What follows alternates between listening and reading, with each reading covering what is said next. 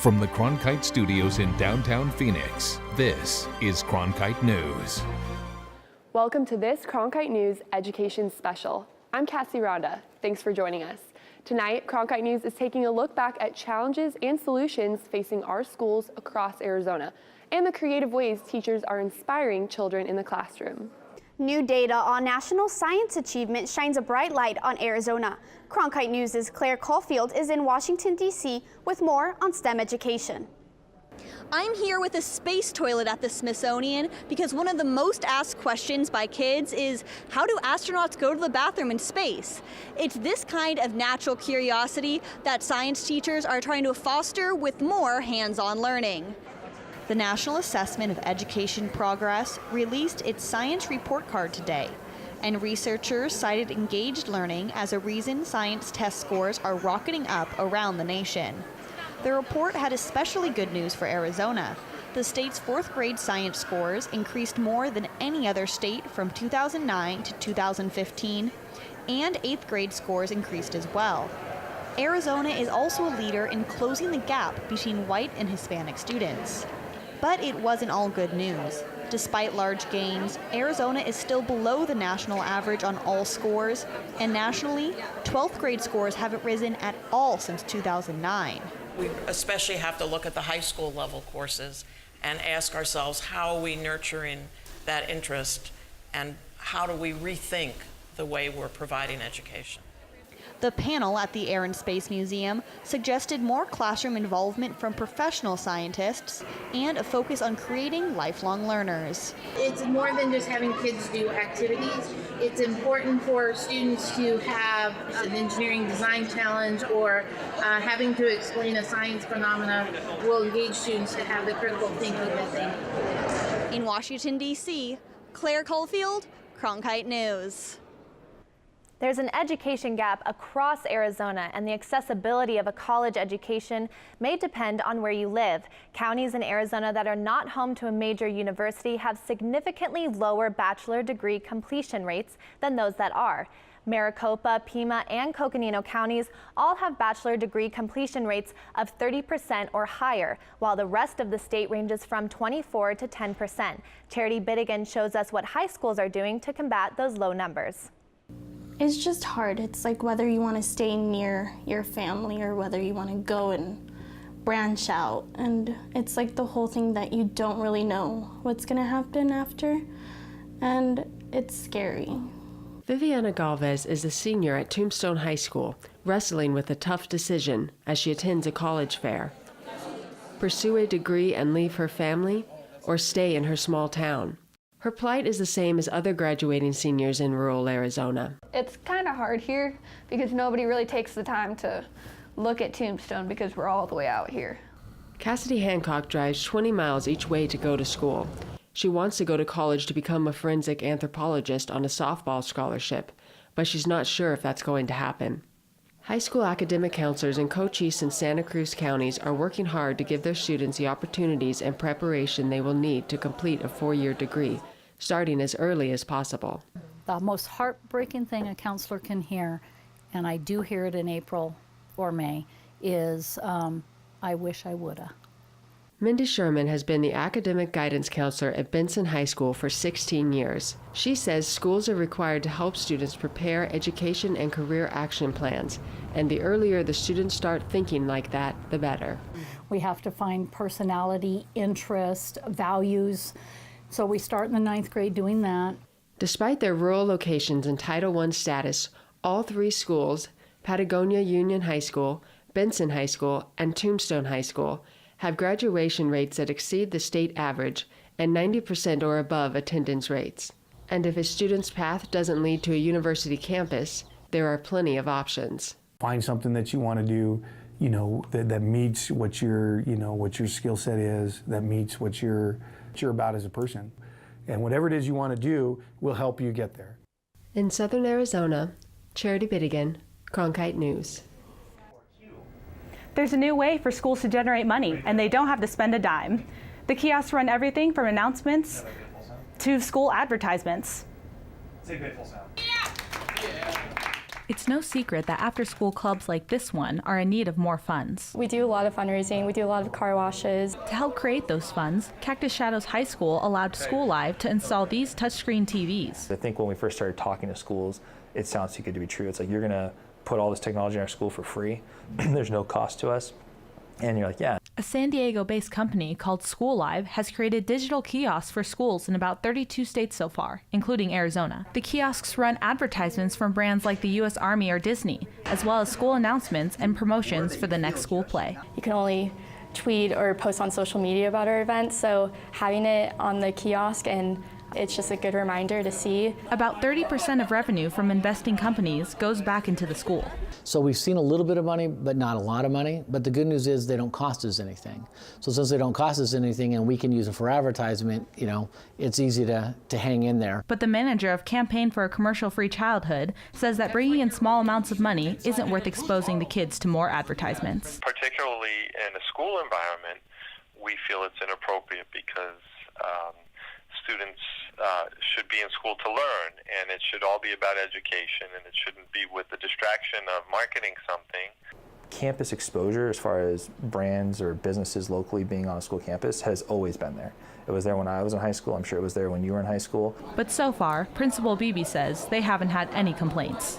I have not had a single parent ever contact me about the kiosk since they've been in, or most of the time when parents are here, and we intentionally have the one right by our lecture hall where we have a lot of night events where we do have parents there, and we did that intentionally so that parents too are in the know. The kids I talked to seemed to like the School Live TVs, and they felt like they could rely on them to get good information they missed earlier in the day. School Live currently has 1,600 schools on the waiting list. Grand Canyon University is in their final transition year to the NCAA Division I. As a part of that, they're building 10 new sports facilities on campus.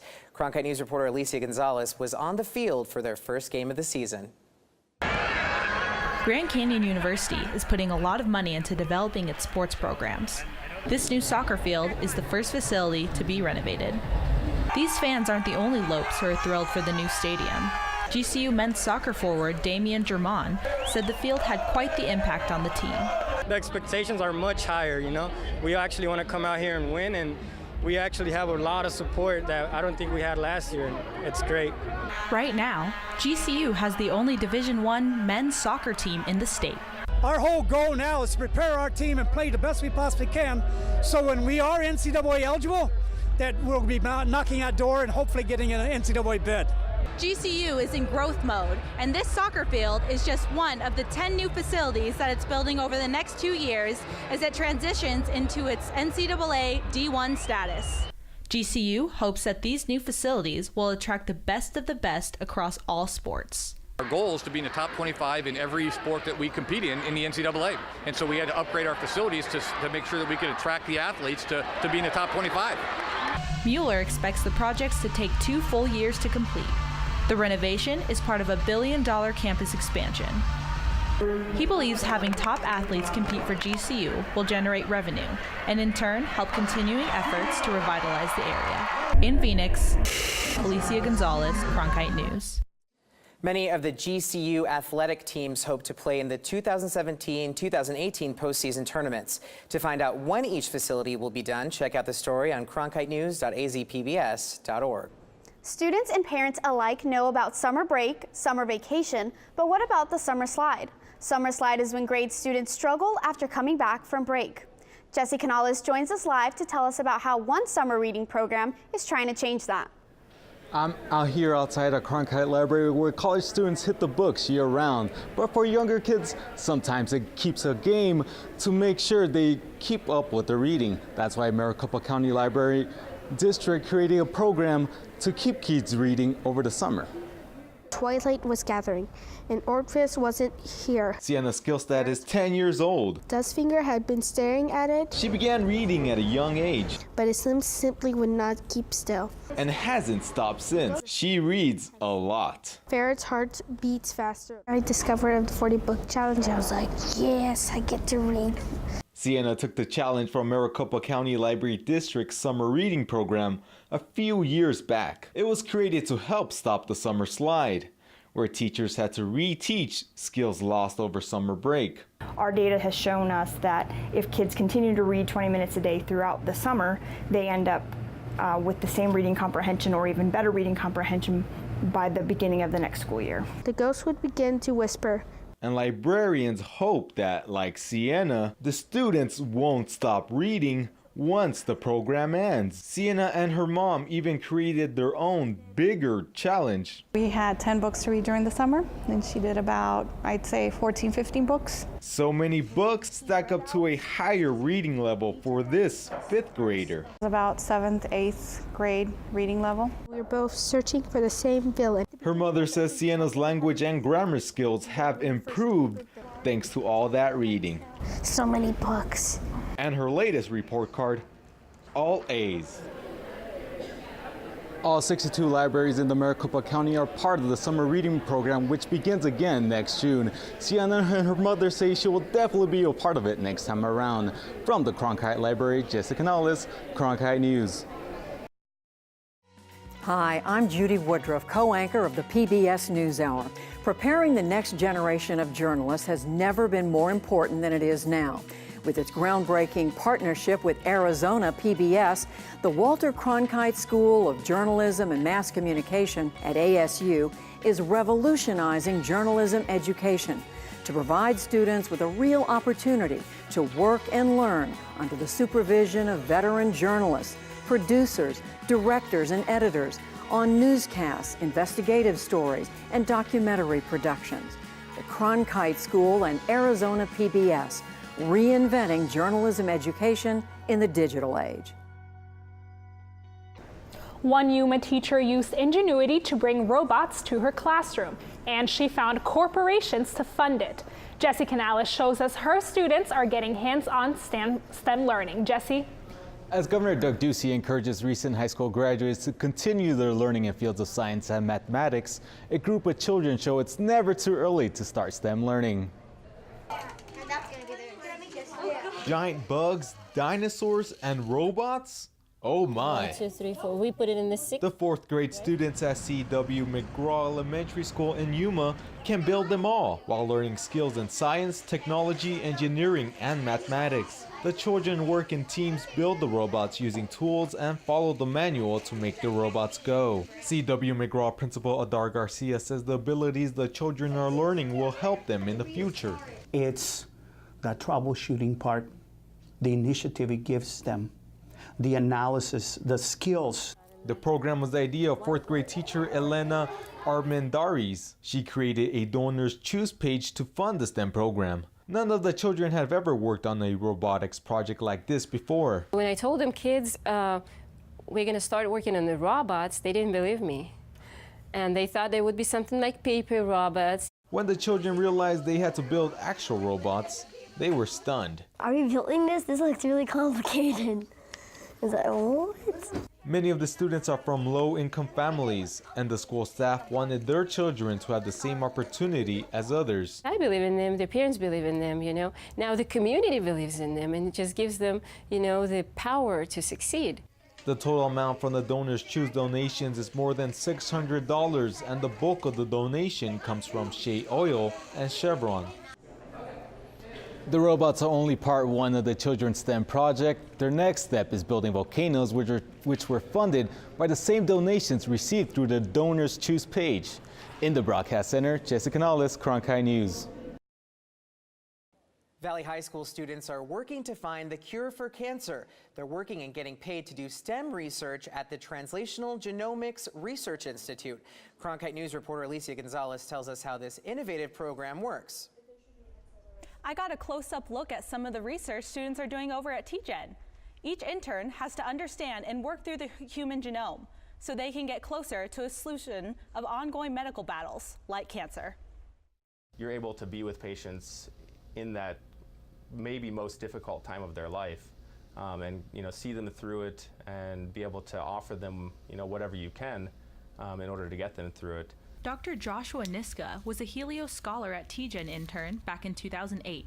He now works at Mayo Clinic as a resident in radiation oncology. The program at TGen was really my first exposure to working in a lab, to cancer research, to the medical sciences in general. The Helios Scholars at TGen program has given about 45 internships a year for the past 10 years to students like Dr. Niska. Students are getting hands-on experience and using tools like this and getting paid over the summer for their work and research. We see students that already have a lot of lab experience, and we have some that have none. The Helios Education Foundation is funding the program to help students find their career path. A better educated workforce will help drive a stronger economy. And we also know that the types of jobs that are going to be available, I mean, there's research already that says 68% of every future job by 2020 will require some type of post-secondary education. Luna said it's almost not an option anymore to avoid a secondary education. This higher level of academic achievement is critically important for us to be able to provide the opportunities for our students to be able to compete in a much more global economy, for the types of jobs that they're going to really want to have, and the types of jobs and the type of economy that we're going to want for the state of Arizona. Around 500 students apply for the program each summer, but they can only hire about 45 at a time. Over the past 10 years, over 400 interns have graduated from the program. Alicia Gonzalez, Cronkite News. High school graduation rates have risen across the board, with particular gains for Native American and Latino students. Cronkite News reporter Claire Caulfield has the figures from our Washington, D.C. bureau. President Barack Obama was at this Washington, D.C. school today to announce that the nation's high school graduation rates have reached an all-time high of 83%. Arizona lags behind at 77%, although the state has seen gains in recent years. The president attributed graduation gains to his administration's investments in education, although he expressed frustration that funding has not reached pre-recession levels. There are still too many states that are cutting back on public education, and part of the reason tuition's going up is because states aren't putting as much money into state education, universities, community colleges, as they used to. Arizona has one of the lowest rates of per pupil funding in the nation, but the Arizona Department of Education said its focus is on management, not money. We also want to work with our schools, help them use their resources, and work with them to make sure those resources are maximized and that they have the flexibility at the local level to make those resources work for their students. Arizona high school graduation rates peaked in 2011 and then had an almost 2-point drop the following year. Rates have been creeping closer to that 78% high, but the state is still 6 points behind the national average. The Arizona Department of Education said its focus is on supporting underserved groups like English language learners and Native American students to help boost Arizona's graduation rate and close achievement gaps. In Washington, D.C., Claire Caulfield, Cronkite News. Navigating social media can be especially difficult for teachers.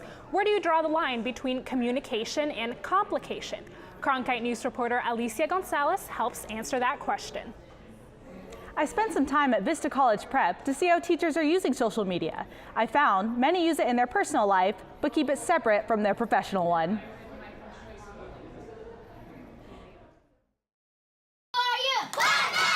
Talk to any kid here, and they're on Snapchat, Twitter, Facebook, or Instagram. And some think it should be in their classroom as well. Because teachers can remind their scholars to do something if they're working and during independent. But others prefer face-to-face. We can just chat to the teachers or our friends at school or anywhere else where we meet. An online survey conducted back in April 2016 by the Harris Poll on behalf of the University of Phoenix found that 83% of K-12 teachers use social media in their personal lives, but only 35% use it professionally to communicate with colleagues, students, and parents. The poll had about 1,000 responses. Third grade teacher Angela Coleman thinks connecting on social blurs the lines. Just the professional versus personal relationship. I want the relationship with everyone here at VCP to be professional with my scholars, and I'm not their peer.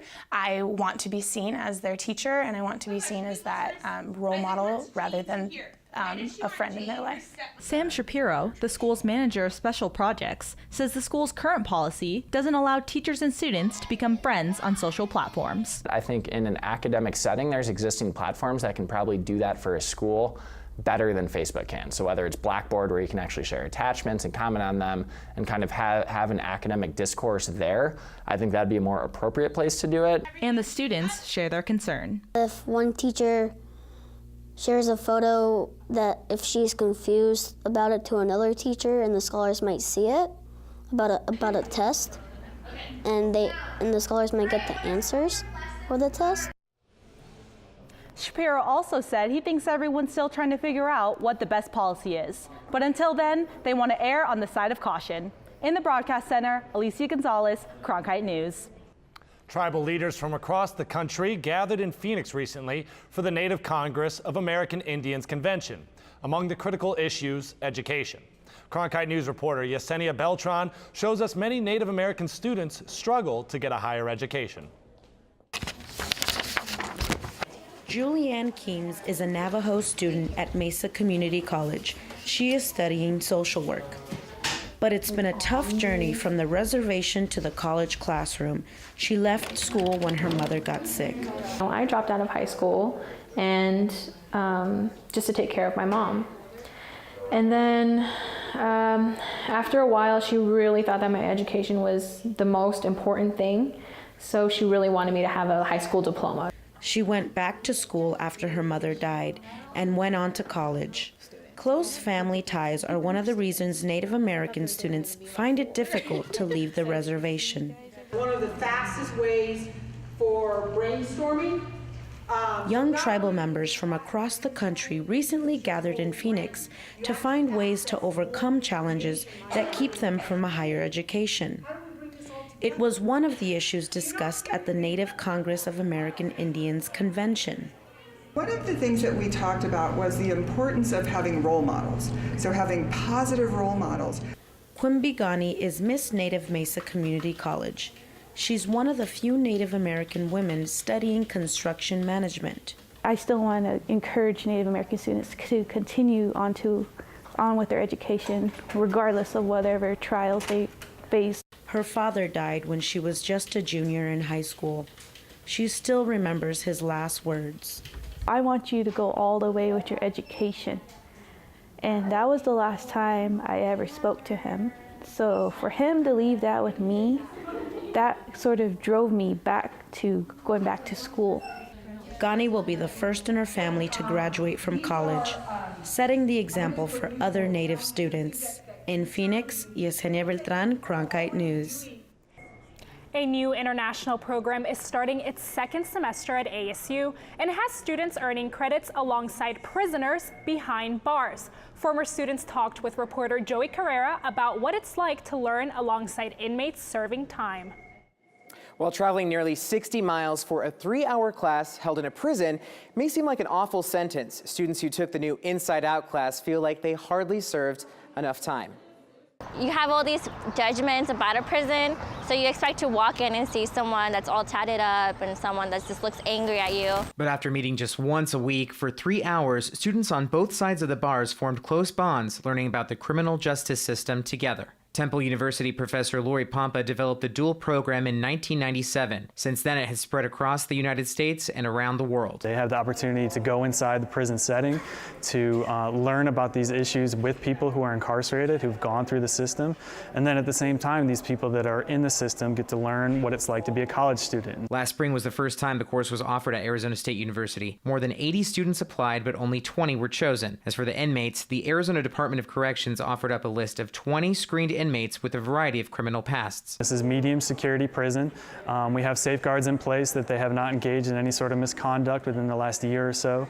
They can't have a crime of a sexual nature. The students I spoke with all take criminal justice classes, but when it came to learning behind bars, they had no idea what it would be like in the big house or the connections they would have with their fellow classmates. It's kind of crazy, you know, a prisoner who has supposedly done some heinous crime could be a support system for someone going through a really tough time. The assignments and projects have been turned in and graded, but the experience will be locked in their hearts. It's a once-in-a-lifetime opportunity, and that it'll be with me for the rest of my life. Part of the course is to design and develop improvements for the incarceration system. Today, the former students learned that their projects will be used to help prisoners.